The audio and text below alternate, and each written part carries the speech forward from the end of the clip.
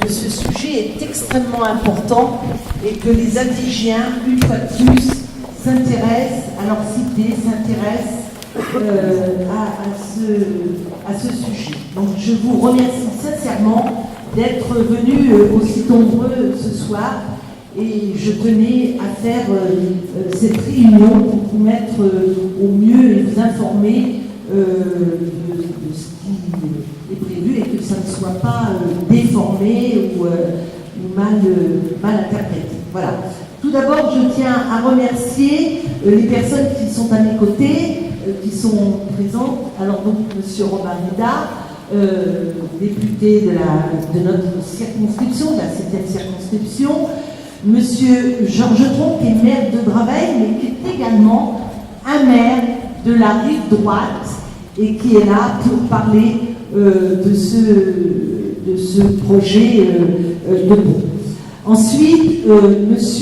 Dominique Gaubourg, qui est le président d'Atis pour Nom et qui, dès la première heure, évidemment, s'est joint à la municipalité pour évidemment défendre avec nous ce pont Atis-Villeux.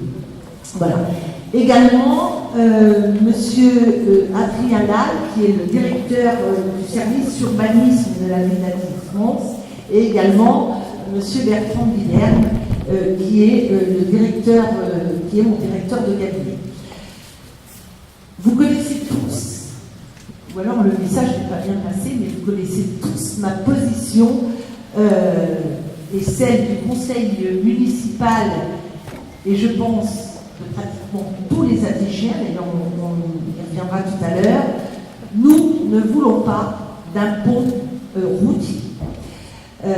D'abord parce qu'il viendrait défigurer notre ville, et puis il viendrait polluer notre ville.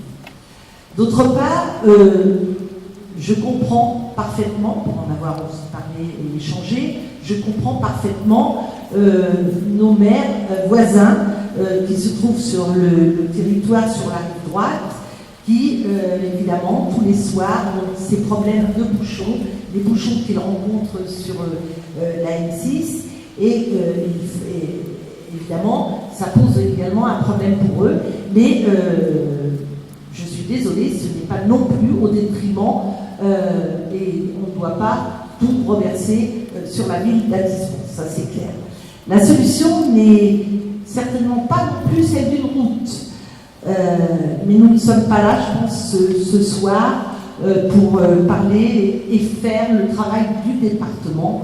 Ce soir, nous sommes là pour trouver des solutions et puis pour demander des comptes au département. Pour le moment, nous avons beaucoup écrit, nous avons beaucoup rencontré, fait des réunions au département.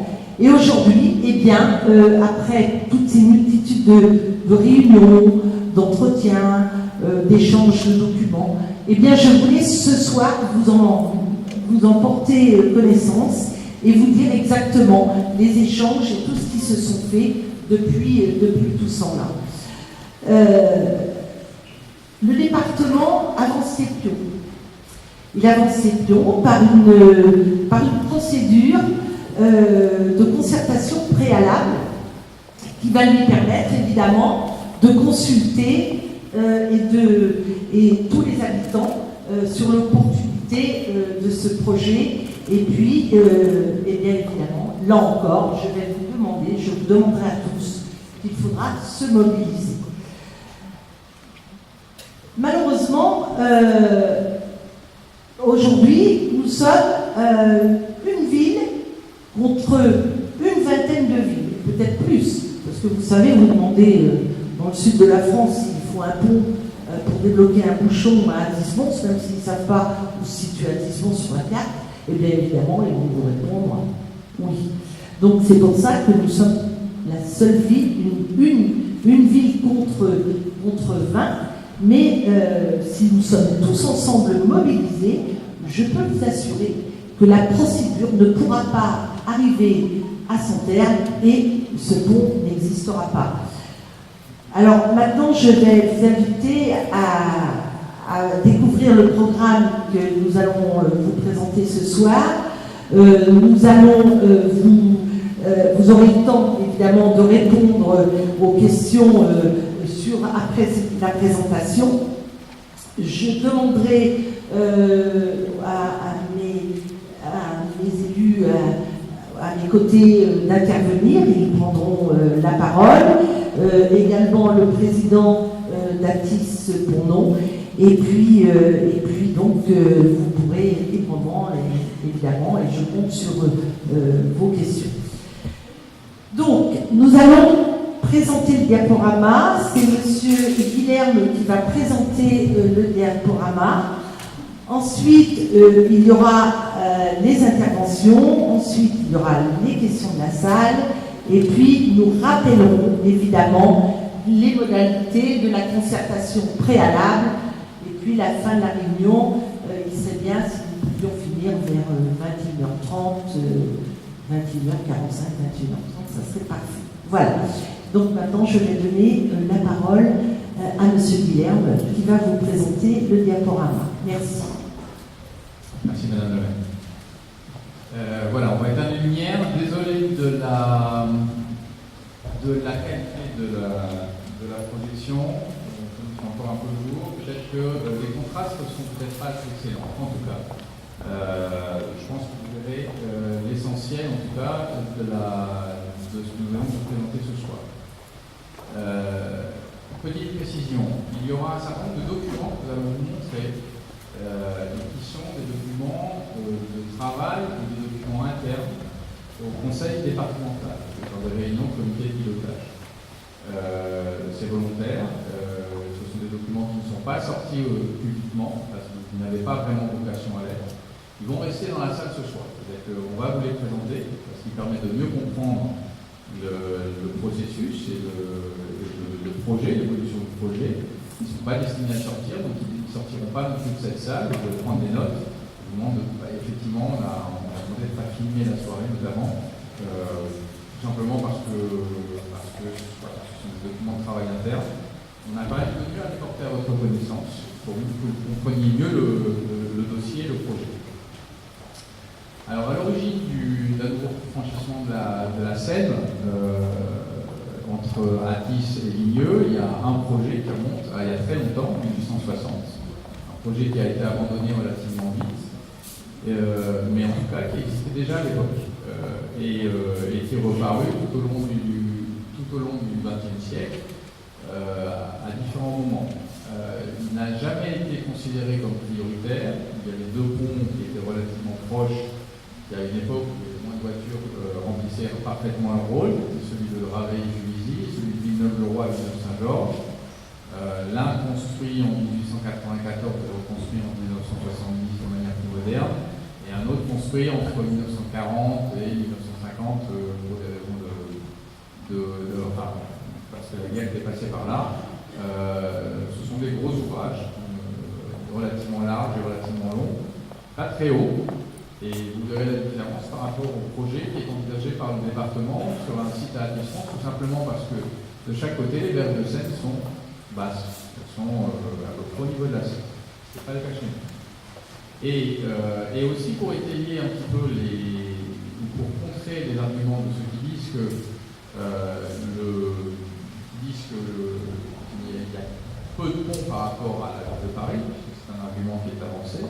On compte 9 ponts entre la confluence de la Marne et de la Seine à Alfortville, si on descend jusqu'à le pont de la 104. Donc on a 9 ponts qui traversent la Seine, on a 2 ponts SNCF, le passe 1 à Dismons, et on a 3 écluses. Si je cite les écluses, c'est pas pour rien. C'est parce qu'il y a notamment sur une des écluses, celle d'Ablon, un projet du département, une traversée piétonne et cycliste. Voilà. Et alors ceci dit, il y a aussi un projet, mais je vous laisserai le maire de Draveil en parler, un projet qui s'appuie sur le pont de Draveil, de faire une traversée de ce type-là. Donc on peut s'appuyer sur les ouvrages existants, y compris sur les écluses, pour améliorer les traversées de la Seine. Pas forcément routière, mais en tout cas pour améliorer les traversées de la Seine. Alors ici vous avez un peu, en encore une fois, le contraste n'est peut-être pas excellent. En tout cas, je vais vous le situer. Vous avez une grande carte qui montre à peu près l'Essonne, et puis le Val-de-Marne, depuis le pont de la 104, le pont d'Evry, le pont de Ris, si je ne me trompe pas, le pont de Pareil. Ici, vous avez notre pont SNCF. Ici, vous avez l'emplacement du projet de pont à Tismons, le pont de Villeneuve, encore un pont SNCF, et puis vous avez là, Villeneuve, Choisy, et jusqu'à Fort-Ville là-haut, vous avez tous ces ponts qui traversent la Seine, avec, ça permet de voir les axes majeurs, la N6 qui passe ici, la 86, la 6, la N7 au milieu, celle qui nous concerne directement, et puis les axes secondaires, ceux qui permettent de traverser, ceux qui permettent de rejoindre de la 6 pour tout ce qui est contournement d'Orly. Contournement d'Orly, c'est important pour nous, puisque ça nous concerne. Vous avez cette voie-là qui rejoint Chimay-Mazarin, la 6 et la 10, qui est aussi une source de problèmes et de bouchons. Vous avez ici, en pointillé, le contournement de Paray, qui est un projet du doigt des Marais, et le contournement à Tismons, puis à Villeneuve, et puis à Orly au sud, au nord, qui vient compléter en fait le réseau routier. Et puis là-dessus, on peut greffer les points rouges. Ça, c'est pas nous qui les avons inventés, ce sont des sites qui existent. Les points rouges, ce sont les points de bouchons majeurs aujourd'hui.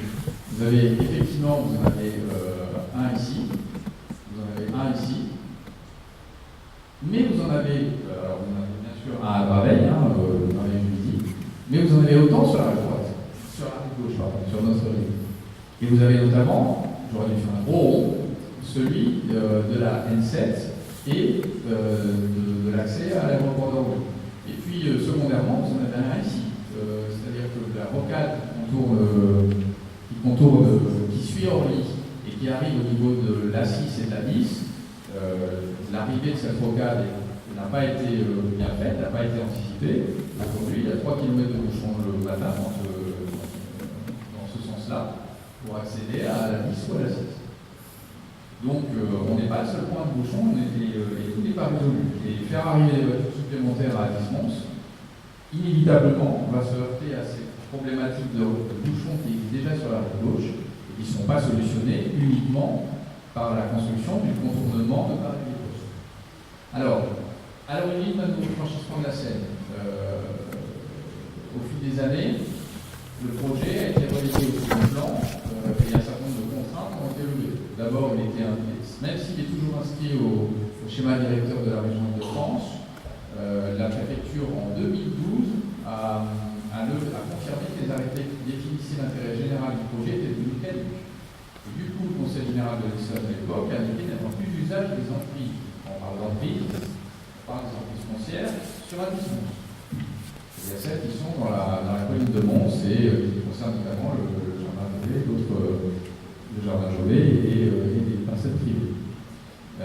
Et du coup, le PLU, le régime simplifié du PLU, a levé ces emprises au PLU d'Atis-Mons. Et donc aujourd'hui, il n'y a plus d'emprise réservée sur Atis-Mons. En revanche, et tout à nouvel ordre, à Vigneux, il existe encore. C'est ça qu'on vous a mis la carte. Voilà, ce qui est réservé. Donc ici, vous avez alors le plan date d'avant, le contournement sud d'Orly, mais le rond-point en rue du Nord est ici. Les jardins Jovet sont ici. Donc le tracé imaginé est ici. Et côté Vigneux, vous avez des belles réserves foncières qui vont jusqu'à Montgeron, Vigneux, c'est-à-dire la zone les matins Val d'Orly par ici, près de la N7, et qui doit définir le tracé de l'origine, en tout cas, du pont. Et ça se poursuivait côté Atis-Mons. Aujourd'hui, ces emprises sont levées. Alors, en 2015, j'espère que vous m'entendez bien au fond de la salle ou ça va? D'accord. Donc, le nouvel exécutif départemental a relancé le projet d'un nouveau pont routier en 2015 et fait travailler les services du département. Ils ont travaillé, on ne met pas en doute le fait qu'ils aient travaillé sur le sujet. En tout cas, ils l'ont pas fait dans une très grande transparence. D'abord, il a fait inscrire le projet dans le plan anti-bouchon du Conseil régional d'Île-de-France.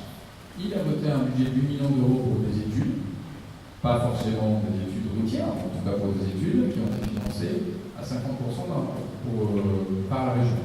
Pour une fois, il ne s'agissait pas d'étudier uniquement un projet de routier, d'essayer de voir quelle solution on pouvait trouver sur le périmètre pour diminuer les bouchons et faciliter les flux est-ouest. Il a mis en place au département des comités de pilotage à laquelle la ville a participé régulièrement. Encore une fois, pas dans une grande transparence, en tout cas en ne sortant pas tous les documents, toutes les informations qu'on aurait souhaité. Et il a développé ses propres études d'opportunité et ses réflexions et présenté ses conclusions avec un nombre cruel de détails dans les études qu'il nous a présentées. Et les critères de sélection des projets qu'il a gardés, ou du projet qu'il a gardé, sont assez opaques et évidemment sont orientés vers un scénario unique. Alors, voilà, je vous parlais des documents du département, ça c'est typiquement un document sorti en comité de pilotage. Alors, on ne vous montre pas forcément pour le détailler, parce que ça, on pourrait passer toute la soirée. C'est pour vous montrer comment le département a travaillé, notamment pour dire qu'il fallait un pont routier à ce qu'il appelle Port-Courcelles. Port-Courcelles, c'est à Milieu, donc on peut dire un pont routier à 10 ou à Mini à 10. Il a fait les constats. On a un déficit d'emploi sur la RDS, un rythme de franchissement peu satisfaisant, peu d'échanges entre le Valdière et le Colorly, etc. Il en a tiré des grandes conclusions. Il a mis des ambitions en place, améliorer l'attractivité économique du territoire de la rive de Raventure, l'accessibilité au Colorly et élaborer un processus le plus consensuel possible. Et ensuite, sur les prises objectifs, réduire les nuisances liées au trafic routier sur la L6, réduire les temps de parcours vers Orly, quand on vient pour la rive droite, et définir un projet partagé à l'ensemble des acteurs. Maintenant, c'est bien ce qui nous intéresse le plus. Alors ensuite, il a quand même travaillé sur une zone sur un périmètre assez large. Puisqu'ici, on parle de Congrès. Donc il a travaillé sur des secteurs qui partaient de Milieu, qui montaient sur Atismont, et qui montaient jusqu'à Lille, avec différents scénarios. Optimisation de l'existant, passerelle en mode doux, un nouvel ouvrage, des navettes fluviales ou un transport par câble de cette téléphérique. Chose qui s'est réduite très très vite en termes de périmètre, au seul périmètre quasiment d'Atismont. On était encore il n'y a pas longtemps à Viry-Châtillon. Je rappelle que le maire de Viry-Châtillon avait postulé pour un pont sur son territoire. Il y a des problèmes de débouché ou pas sur la droite, c'est un autre sujet, mais en tout cas il avait postulé, sa demande a été n'a pas été étudiée. Voilà, donc on s'est très très vite concentré sur des scénarios qui tournaient autour d'Atismont. Voilà. Il a quand même, encore une fois, je reprends, et c'est important, pris en compte, a priori en tout cas, tous les modes de transport existants. L'optimisation des ouvrages, des ponts existants, l'ouvrage à Port-Courcelles, avec trois variantes étudiées sur la circulation, un franchissement souterrain, un ouvrage au Bourbonnais, c'est-à-dire qu'en fait, c'est ici, la voiture arriverait ici par le pont et remonter par la côte d'Avocourt, une navette fluviale, un transport par câble à Juvisy ou un transport par câble à Port-Courcelles, c'est-à-dire tout dans le périmètre du pont actuellement. Est-ce que le Port-Courcelles, est-ce que vous voyez où c'est? Voilà, c'est le château qui se trouve sur Avigneux, en face de la colline de Mons, à peu près en face de la gare d'Atismont, mais côté milieu. C'est assez large comme périmètre, mais en tout cas, ça définit pour eux le nom du pont qui passerait par là. Et puis, un prolongement de la ligne 18. C'est pas anodin. Et puis après, pour montrer comment fonctionne le département aussi, il a fait des colonnes. Il a mis les critères, réduire les nuisances routières, réduire le temps de parcours, vers Orly, encore une fois, les fonctionnalités, la faisabilité, la performance économique, il a mis les couleurs, les petites croix, les moins, les plus. Il a choisi le scénario, il y a le plus de vert et le plus de froid. C'est un peu léger comme façon de choisir un mode de transport. d'autant plus que dans l'histoire, il y a plusieurs scénarios qui ont été immédiatement éliminés. Par exemple, le scénario 7 qui était réécrit, on ne sait pas pourquoi. Soi-disant parce que l'aéroport d'Orly avait des problèmes de hauteur, il se trouve que c'est pas celui avec le directeur d'Orly. Bon, là, c'est juste pour vous montrer qu'il y avait différents parcours sur la distance qui avaient été étudiés. Nous, ce qu'on a considéré, c'est que c'était des scénarios repoussoirs. Parce que mettre un pont en face de ce pont de Bourbonnais pour faire remonter les rues par les voitures par la route d'Avocourt pour ensuite les faire repartir vers Orly, c'est ridicule, ça ne tient pas la route et les études de circulation le disaient d'elles-mêmes. Et puis faire par exemple, puisque là on est sur un scénario aérien ou un scénario en tunnel, c'est pas compliqué, un tunnel, ça ne marche pas parce qu'il est à moins 25 mètres sous la Seine. Et ensuite, il faut encore monter 50 mètres de dénivelé. Donc, compte tenu des exigences de pente, grosso modo, ça fait arriver le débouché du tunnel à peu près au niveau de plateau, sur le plateau. Donc, vous voyez, c'est pas tenable. Ceci dit, ils l'ont étudié, hein, mais c'est un scénario qui a été écarté. Pour revenir vers le scénario unique du pain, et celui du pont à Pont-Saint. Encore une fois, on ne va pas rentrer dans les détails, mais là, les choses sont très précises de la part du département. Hein. C'est une liaison de véhicules particuliers de transport en commun entre la liaison du 8 et la R6, la possibilité d'intégration des services de la gare RER des milieux, l'opportunité de reconstruction de la ligne express 100 RN7 hier, un itinéraire cyclable, des raccordements au contournement d'Orly, une trémie couverte sous la rue Schumann, 2 ouvrages d'art, un pont rouge sur la rue Caron, voilà, et un aménagement de voirie, et de 3-4 branches de l'échangeur RN6. Le tracé, remarquez, c'est effectivement celui qui était dans les réserves de milieu. Ici, c'est pas compliqué, c'est en ligne de droite jusqu'au rond-point de Orly-Nord. Et ici, il y a un petit problème. Le problème qu'ils ont au milieu, c'est qu'ils n'ont pas l'espace pour faire passer le raccordement à la N6. C'est censé traverser la zone d'activité de Val-d'Olly, mais ils ne savent pas où faire passer. Voilà, bon, ça c'était pour vous montrer qu'ils avaient un peu affiné notamment l'arrivée au rond-point Nord, avec un passage en trémie sous la rue Schumann, et puis un passage en aérien sur la rue Caron, sur les voies SNCF et sur les quais de Seine. Du côté milieu, ça va tout droit. Ça traverse une zone naturelle boisée, sensible, humide, donc pas facile. Et puis ça, c'est pas pour inquiéter les gens qui habitent la commune de Mons, hein, mais le département a quand même identifié qu'il y avait 25 parcelles impactées par un projet de pont, une dizaine de parcelles bâties et pas mal classées en zone naturelle non constructive dans le PLU. Voilà. Alors ça ne veut pas dire que c'est ce qu'ils vont faire. En tout cas, ils ont été jusqu'à identifier ça. Alors, qu'est-ce que donne le pont au niveau du tracé une fois qu'on part sur le scénario, encore une fois, du département, celui que le département va présenter à la concertation préalable. Alors, on trouve un pont qui part, un tracé qui part de la N6, ici, qui traverse la zone de Val-d'Olly, qui va longer la voie SNCF, qui passe à travers ces zones naturelles. Alors, la courbe, on l'interprète comme on veut, hein. En tout cas, qui passe près du château de Courcelles et près de la gare RER du milieu, qui va traverser la Seine et qui va remonter cette colline pour arriver au rond-point Orly-Nord. Ça paraît facile comme ça parce que ça a l'air plat, mais évidemment ça n'est pas plat. Alors là, une autre vue, hein, c'est à peu près notre vue, mais sur un point de vue différent. Le problème, c'est que c'est pas plat du tout entre les deux. Ici, on est à une altitude, alors je crois que c'est 35 mètres, mais par rapport à la Seine, on va prendre altitude 0. Et puis, on va arriver ici, sur le rond-point Orly-Nord, on est à une altitude de 50 mètres au-dessus de la Seine. 50 mètres.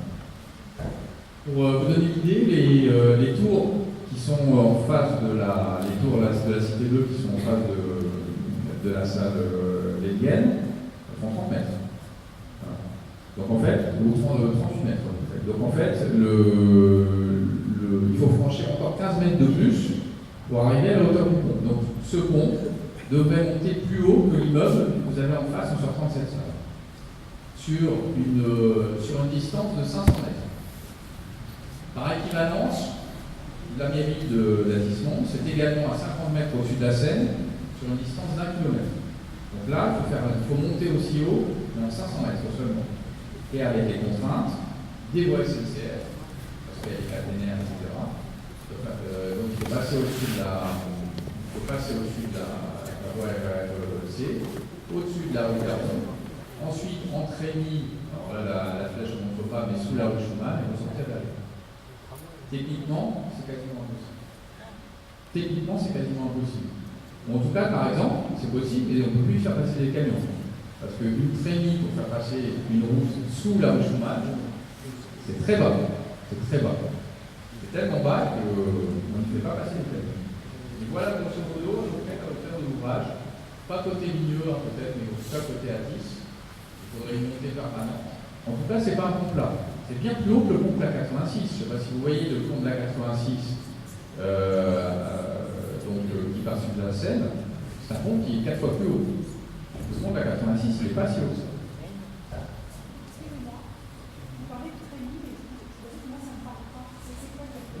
Ah pardon. Alors en Trémy, c'est tout simplement une tranchée couverte. Une tranchée. C'est-à-dire, grosso modo, on passe sous la route. Alors, couverte ou pas. Ça peut être une tranchée, puis la route passe au-dessus. Mais elle peut être couverte. Ça serait bien le minimum, mais j'espère qu'on n'en a même pas. Puis voilà. Grosso modo, ça résume un peu le sujet. 3 km de voirie, 3 km et demi de voirie.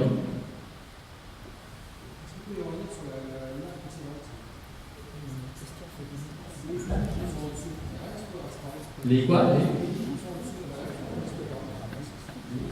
les péniches. Je sais pas. Il faut demander au département, mais pour l'instant, on en est à présenter, si vous voulez, des grands axes. Alors, je vais finir la présentation, on reviendra sur les questions après.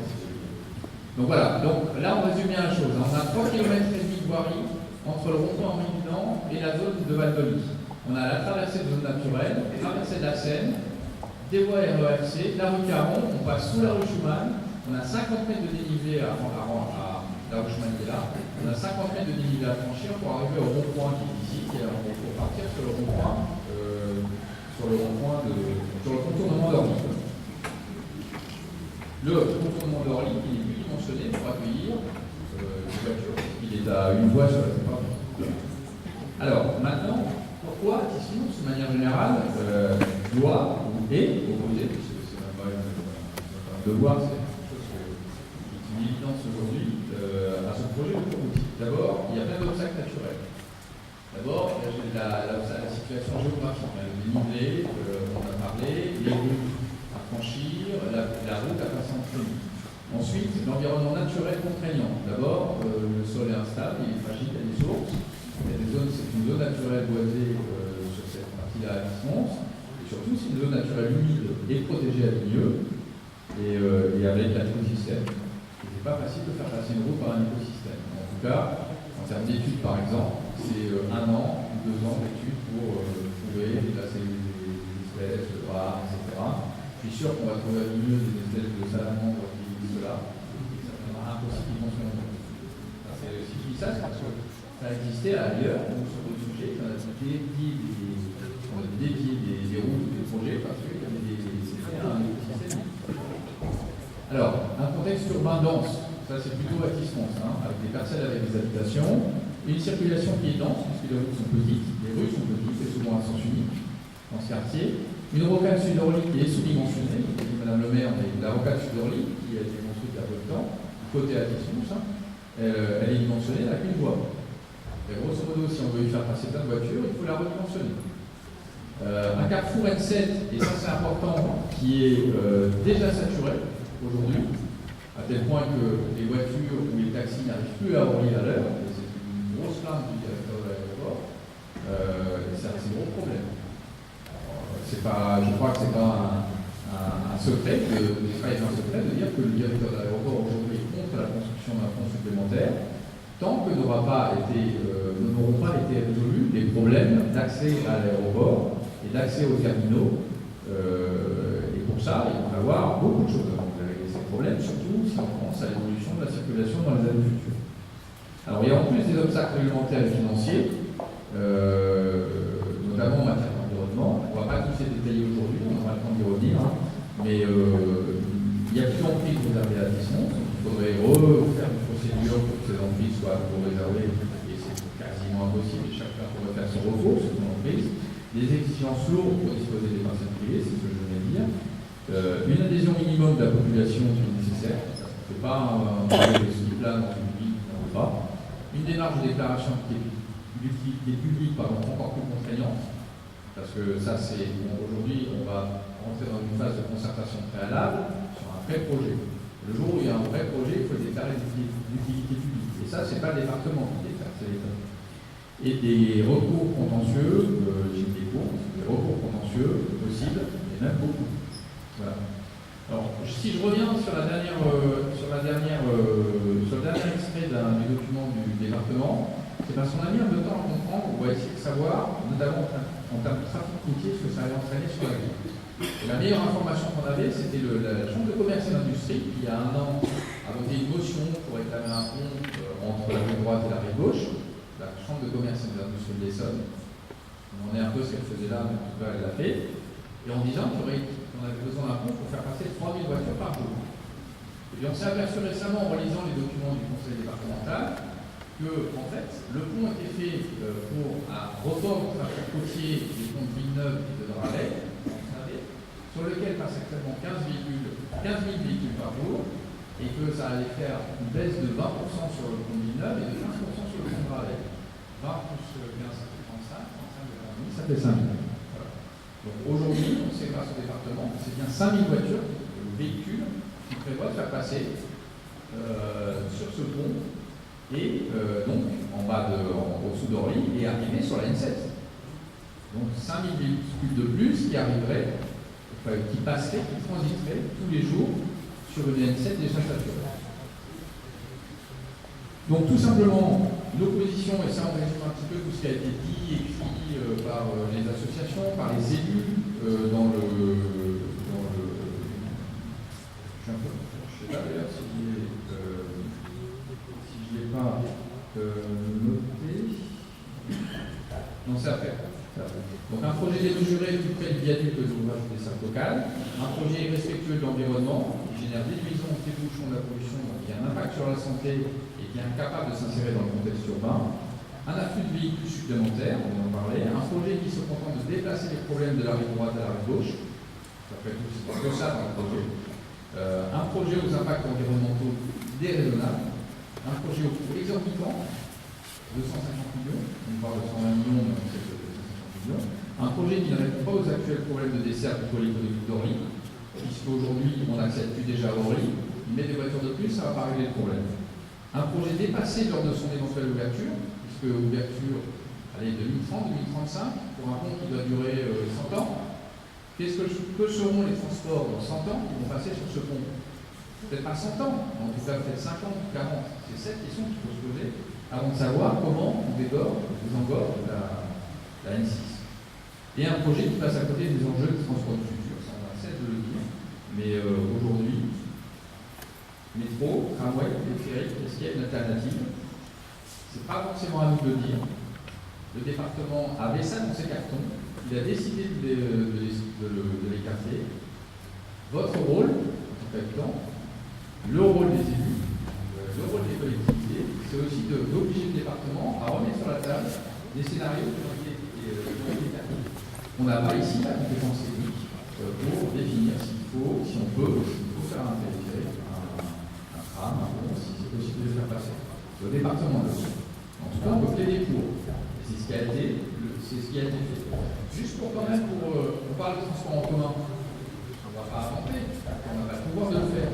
Mais il n'empêche qu'ici, on a 2018, on parlait presque en train de se construire, 2014, tout ça a été confirmé, 2015, et là vous ne le voyez pas sur la carte, hein, mais Radisson c'est là, et les lignes de Dravet c'est là. Et on voit que le nord-est, le sud-est de Paris est complètement oublié, complètement exclu des transports en commun. Et ça, c'est un vrai problème. Parce qu'il y aurait la ligne 18, il y aurait la ligne 18 qui relie, par exemple, puisque on a lu quand même dans le dossier que l'enjeu, c'était de rejoindre la rive droite au pôle d'Orly, mais aussi de Paris-Saclay. Ça a été dit. Nous, d'Apiston ou d'Orly, on peut rejoindre Paris-Saclay. Mais effectivement, ils ne peuvent pas aller à droite. Donc le vrai enjeu il est là à tel point, je me suis replongé dans un article du Parisien qui date de 2007, il disait que les élus du département de l'Essonne réclamaient les prolongements possibles de la ligne 18, ici, ou ici. Enfin, il y a différentes variantes. En tout cas, les lignes de RER ou les lignes de Mont-Paris Express en direction du sud-est étaient une préoccupation du département, le sont peut-être encore, et du coup, si ça allait, pourquoi on n'en parle plus et qu'on parle de la convention. En tout cas, c'est plutôt des transports du futur. Si on vous a mis cette vue, c'est parce que c'est pas la Seine avec Guillemets d'un côté et Athis de l'autre. C'est tout simplement le tracé du téléphérique de Toulouse. Ça ressemble un peu. Ça franchit aussi un fleuve, mais voilà. 1, 2, 3, 4, 5, 6, 7, 8, 9 gares et un téléphérique. Je dis ça, c'est encore plus proche. C'est des téléphériques qui sont en train de construire, ou qui vont construire, s'ils le font, à choisir. Voilà. Dans le PD12, dont ils sont fait partie, dans la métropole du Grand Paris, dont ils sont fait partie, c'est un téléphérique urbain. On ne sait pas si c'est la bonne solution, hein.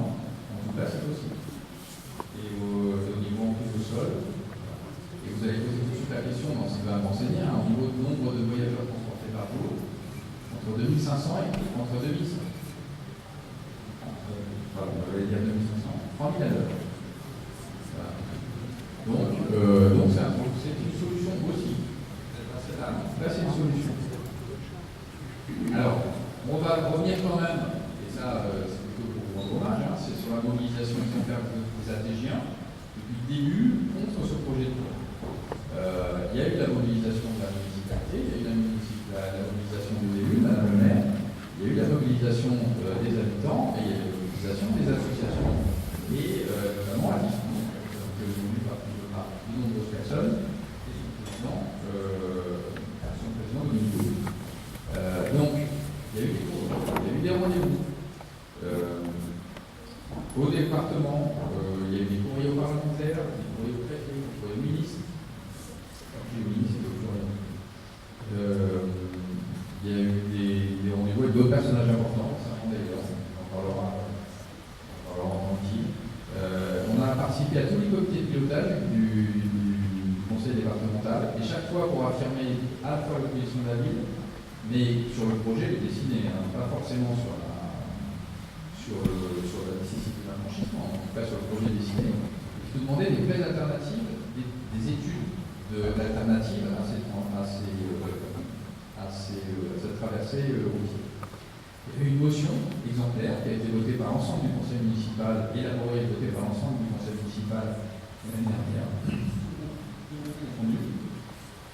et sur lequel il y a a priori un acte de sens, en tout cas, il n'y a pas une feuille de papier dans la position de la ville, de la municipalité, des élus de la commission et ceux notamment des associations citoyennes comme Athis. Et puis, on soutient les associations justement, puisque ça fait 2 ans que l'Athis s'est appuyé sur le centre de la ville à la tête des associations.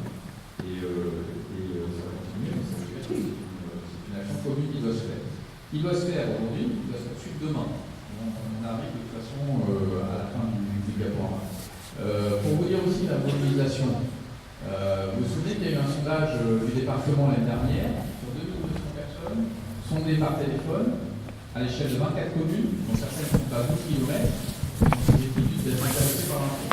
Il y a eu 84% des gens sur 2200 qui étaient pour un franchissement de la Seine. Et puis le département qui sort tout le temps.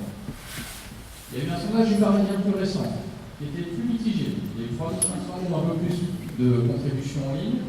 Il y a eu 51 à peu près pour, donc 49 contre, à quelques dixièmes près, je ne sais plus exactement. Et puis il y a aussi la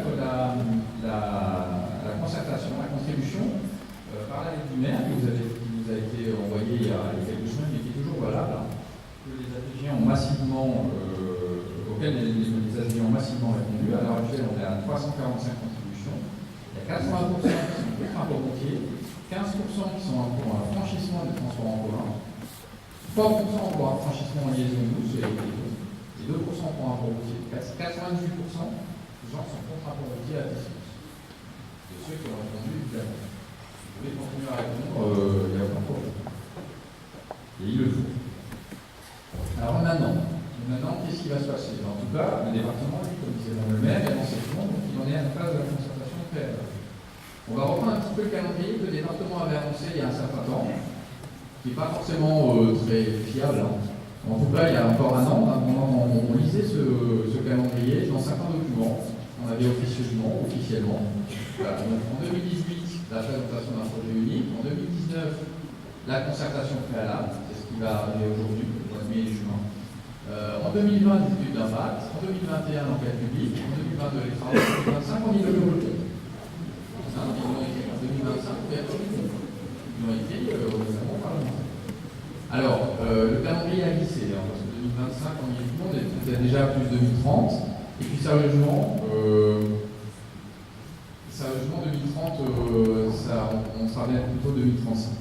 Et puis le coût de 85 millions qui a été annoncé, aujourd'hui, il est déjà entre 90 et 120 dans le dossier de concertation préalable.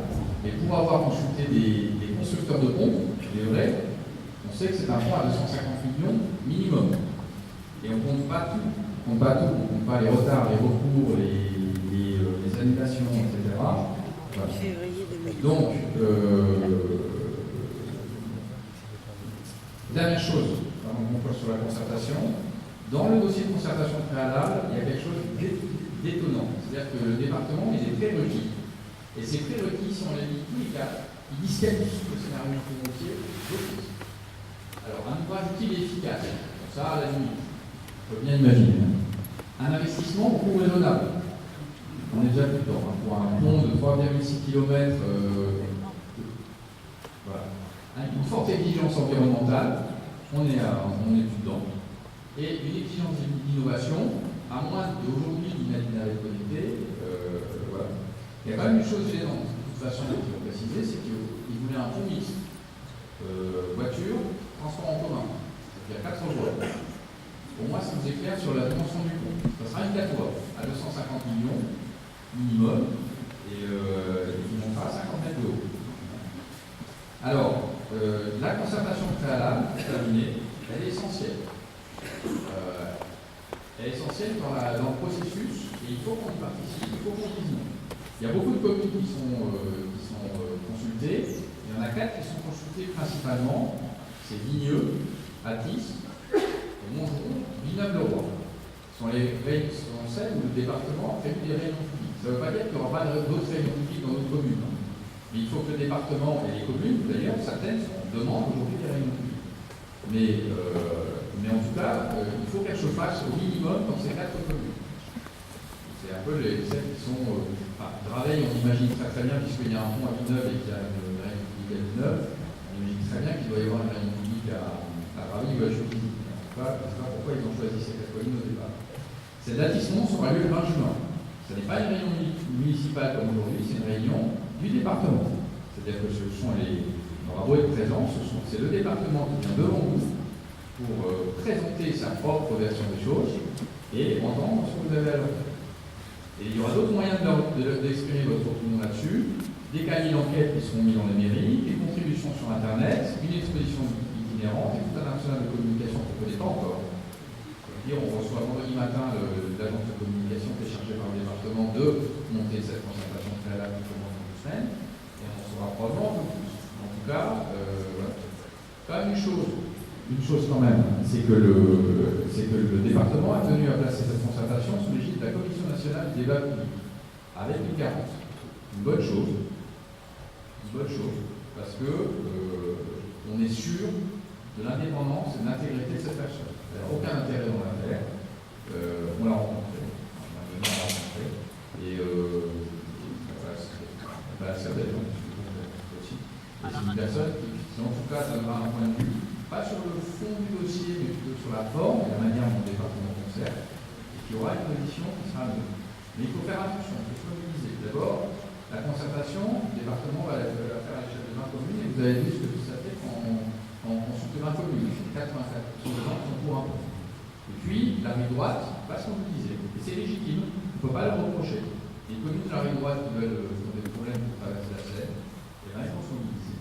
Et c'est le jeu aussi, et ça fait partie de des choses, donc il faudra vous mobiliser pour ces sujets-là. Voilà. Et si vous ne mobilisez pas, ce qui va se passer dans quelques années, c'est ça. C'est-à-dire qu'on rajoutera un gros barreau rouge ici, et donc finalement, qui va être une route et un pont qui rejoint Orly à Leipzig, et qui aura résolu le problème.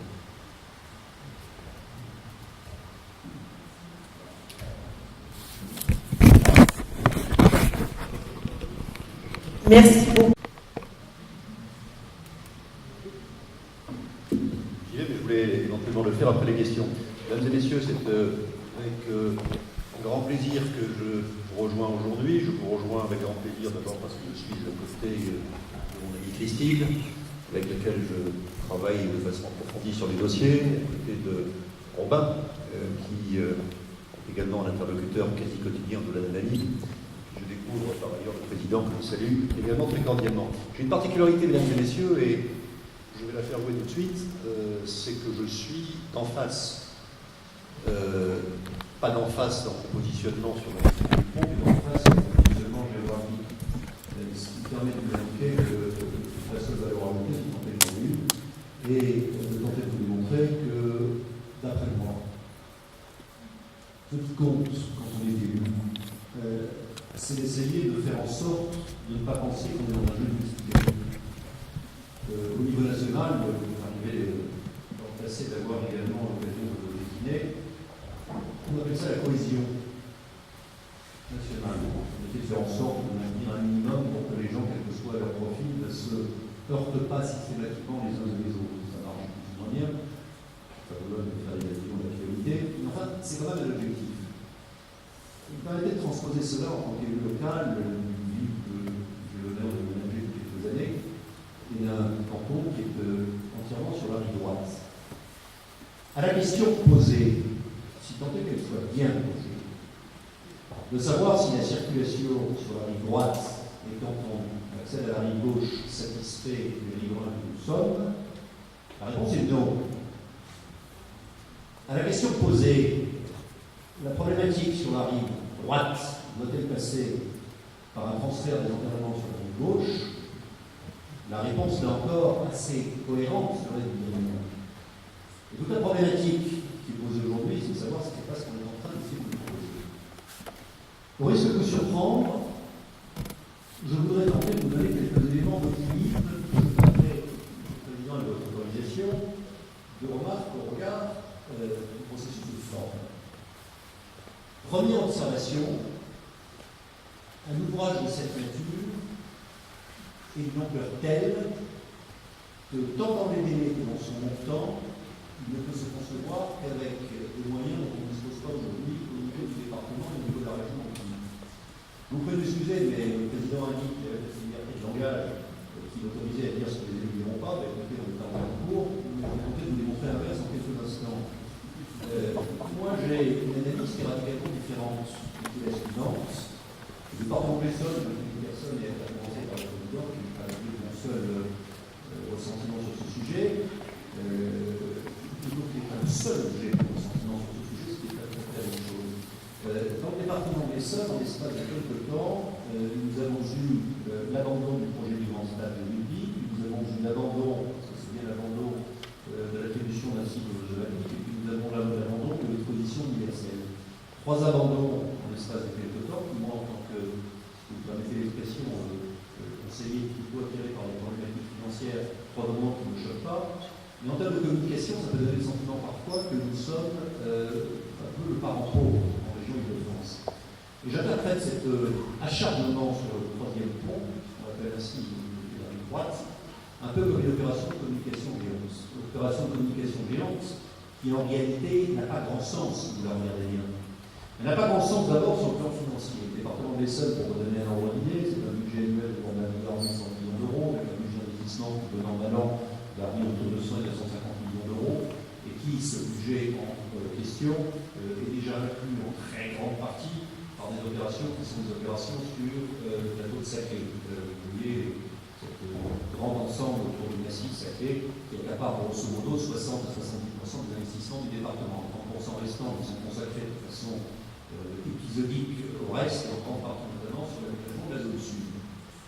Dans cette affaire, moi ce qui m'a le plus frappé quand j'ai vu le dossier, je me suis dit à la messieurs, c'est pour la conclusion, quelques instants, peut-être vous regardez ça de près, vous constaterez que les coûts sont très réellement sous-évalués.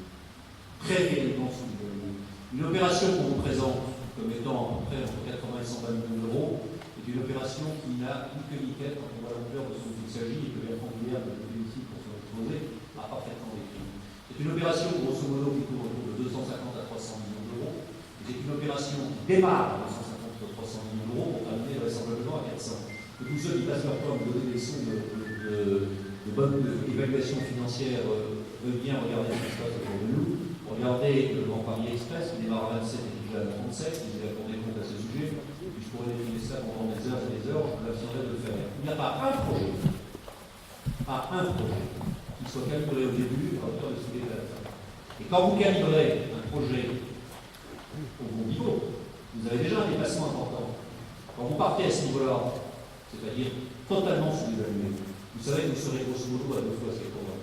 Et moi je vous dis que dans l'état des finances actuelles du département et de la région, et même des de l'État, c'est quelque chose qui ne se justifie pas. Qui ne se justifie pas financièrement, mais je tire votre attention là-dessus, qui ne se justifie pas non plus au regard de tous les chantiers qui ont de France. Ça a été dit par mes voisins, ça a été dit par Christine très bien. La problématique que l'on a aujourd'hui, quel que soit ce que l'on pense avec le transport que l'on va utiliser, elle est de voir si simplement les projets qui sont lancés sont des projets qui peuvent être terminés. Je vous prends 2 illustrations de mon propos. Au Conseil départemental, j'ai entendu, lorsque on a évoqué le fameux plan Bouchon que Romain a sommairement rappelé tout à l'heure, j'ai entendu le président du Conseil départemental nous expliquer que l'un des objectifs qu'il poursuivait, c'était très précisément de pouvoir continuer la ligne 18 du Grand Paris pour boucler la partie nord-est de l'Essonne qui concerne en particulier la rive droite. Et je me souviens d'avoir pris la parole, Christine s'en souvient aussi, en disant au président du conseil départemental, ce que d'ailleurs il faudrait devant n'importe qui, y compris si quelqu'un dans cette salle voulait que je décline ce que je vais vous dire, la rive droite de l'Essonne est la partie liée. Pas de la rive gauche, c'est pas bien enseigne, mais que l'investissement sur la rive droite est un investissement qui n'existe pas. Une des bonnes façons d'éviter que la rive droite ne devint une seule zone dortoir, c'est justement de faire en sorte d'avoir quelque chose qui permette de l'irriguer. Ce quelque chose qui permettait d'irriguer pour le conseil départemental de l'Essonne, c'était justement de s'inscrire dans la continuité de cette ligne 18 qui devait arriver jusqu'aux environs de la ligne de Liège à Saint-Georges, quelque part par là. J'attire votre attention, sur le fait qu'aujourd'hui, je veux encore avoir la garantie que la ligne 18 dans l'État soit en ligne. Et je dis ici, de la façon la plus claire du choix, que la ligne 18 ne se prolongera pas de notre département, c'est-à-dire au sud à droite, à ce que les monuments, et de fait, vous voyez un projet qui s'inscrit dans un ensemble beaucoup plus vaste, et qui est celui de la Paris-Express, ce projet-là ne se finalise pas. Je vais un second temps, je vous demande la maire de visite qui a été Robin, la maire de visite aujourd'hui, un ami de l'excellent maire, par ailleurs collaborateur, le lien de l'outil pourrait vous en parler. Comment vous savez, on est dans du simple de la tâche. Avant d'avoir des grands projets, je serais d'abord de savoir comment on fait pour avoir des petits projets. Les petits projets qui se rajoutent les uns aux autres font un grand projet. À la question posée, est-ce qu'on circule bien entre la rive droite et la rive gauche, la réponse est non.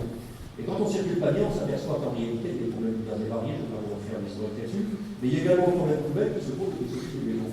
Parce que, quand on pense des choses, il y a des tas de gens qui partent à l'idée, par exemple, que sur Ravel, je connais un petit peu, on peut accéder à la gare de Juvisy par les vélos, ce qui évite de prendre sa voiture pour traverser le pont de Juvisy, le boulevard général de Gaulle, pour passer les panures. Alors, tout bêtement, plutôt que d'avoir des projets magnifiques, j'ai dit au président du conseil départemental, mais vous devez commencer par une facilité la vie. Moi, je m'occupe de l'aménagement du boulevard général de Gaulle, Périmont s'occupe de voir comment dans Juvisy il accueille les véhicules, et je me permets d'attirer votre attention sur le fait que nous avons sur Ravel un accroissement de la circulation de l'ordre de 1 à 2% tous les ans pour des raisons diverses. Je dis ça très bien public, je ne peux pas ici, sauf lecture. Mais nous avons véritablement un problème, et j'ai par exemple l'été dernier une de circulation sur la grande artère qui va le pont de Lisieux. J'ai donc dit au président du conseil départemental, mon cher François, commence donc par me régler les problèmes du moment, avant d'envisager le règlement des problèmes dans 10, 15 ou 20 ans. Et les problèmes du moment pour moi, c'est simplement de me dire que nous avons besoin d'avoir un site propre qui permet de passer de la rive droite à la rive gauche pour les vélos. Pourquoi? Parce que d'une part, il y a pas mal de gens qui le font, d'autre part, parce qu'il y a pas mal de gens qui pourraient le faire si c'était sécurisé.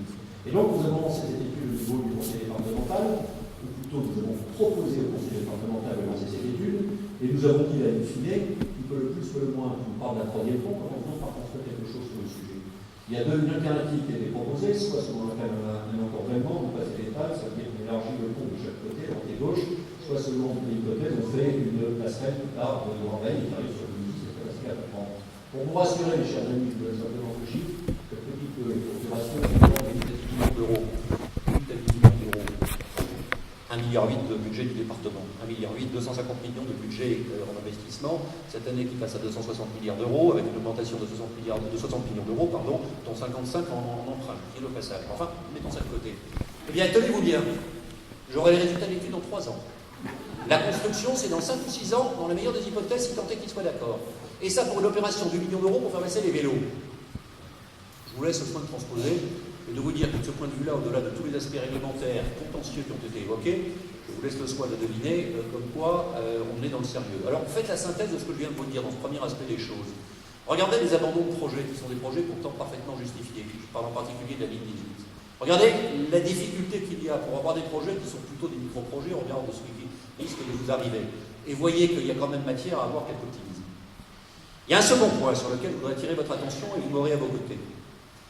C'est sur la concertation. Je vais peut-être dire les choses un peu différemment de vous, Monsieur le Président, et je ne prétends pas avoir raison, je m'autorise simplement à vous suggérer de réfléchir à mon propos quand même. La concertation, il y a 2 façons de la concevoir.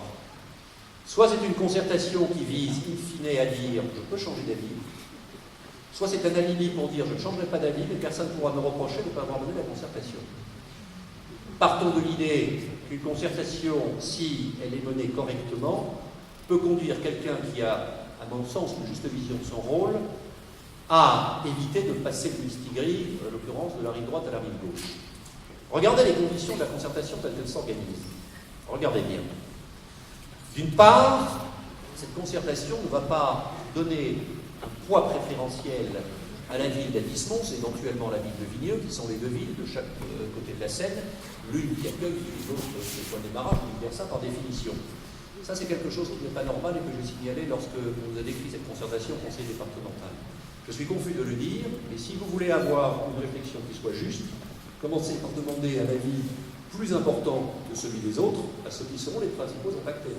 Parce que si vous avez une concertation qui consiste à dire qu'on va noyer la ville d'Addis-Mons, par exemple, dans un ensemble très large, vous pouvez l'élargir à la concertation sud de l'Essonne, et de ce point de vue-là, vous n'attirez pas le minoritaire. Le vrai sujet, c'est de savoir comment ceux qui sont les principaux impactés vont réagir. Or, et ça a été très bien dit par Robin, la concertation, c'est une vingtaine de communes. Et les pondérations dans cette concertation, elles sont faites de telle façon qu'il n'y ait strictement aucune prise en compte de la parole de la ville d'Addis-Mons plus importante que celle des autres communes. Je suis bien placé pour le dire, je suis dans les autres communes. Mais je dis que ce n'est pas normal. Et si j'étais élu d'Addis-Mons, en tant qu'ami de Rameil, je ferais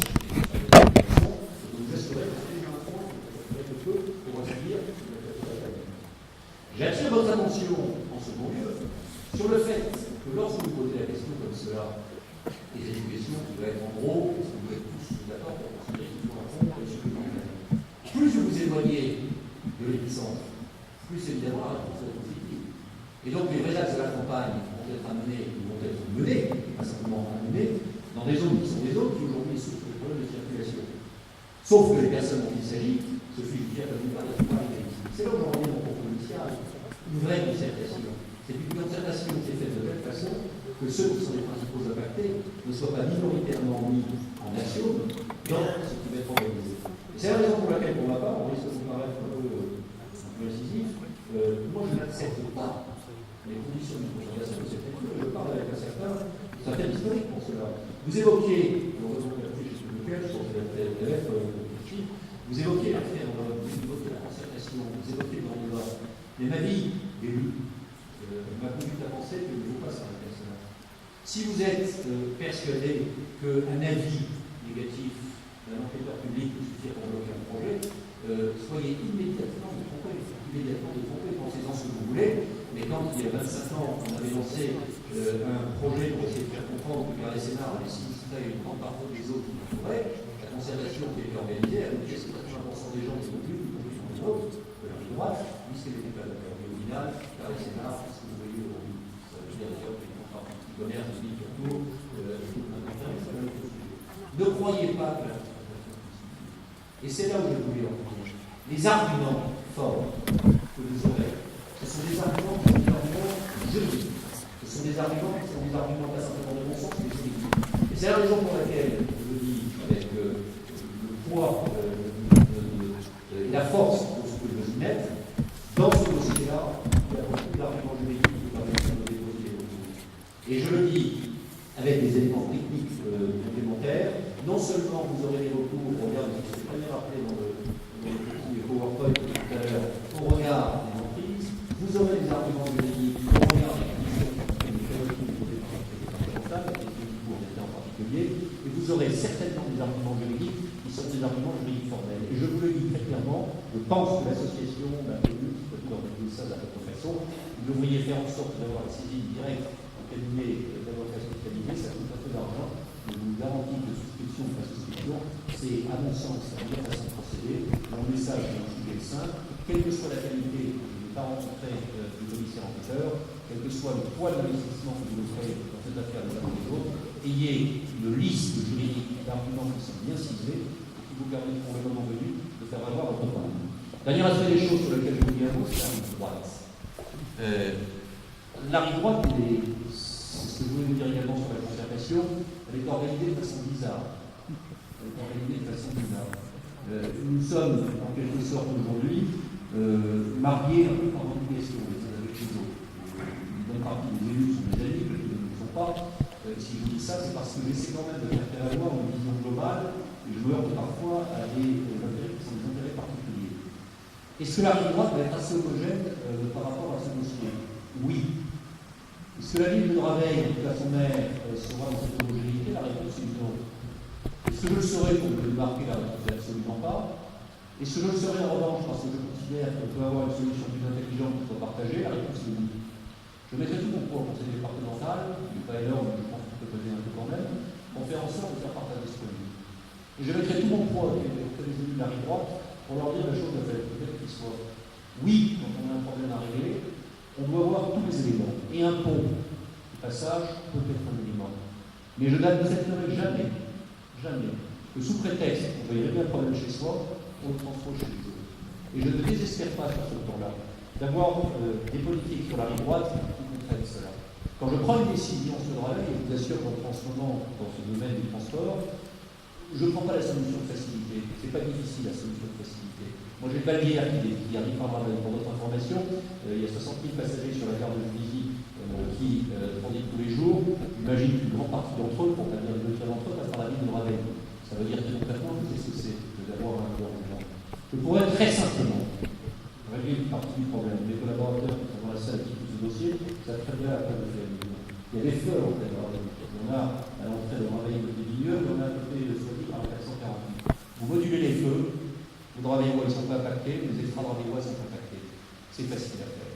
Eh bien ça, au niveau, mesdames et messieurs, risque de vous paraître dans le trémolo de la voix de l'élu qui vous la rejoue sur ce thème-là, mais ça, j'appelle pas de le faire parce que c'est pas comme ça qu'on règle le problème. On ne règle pas un problème en le transposant chez les autres.